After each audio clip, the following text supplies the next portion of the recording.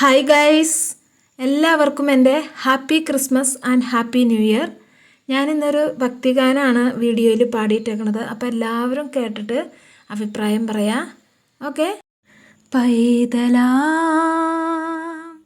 യേശുവേ, ഉമ്മ വച്ചുണർത്തിയ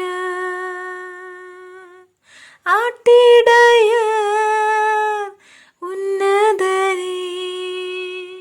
ഞങ്ങൾ തൻ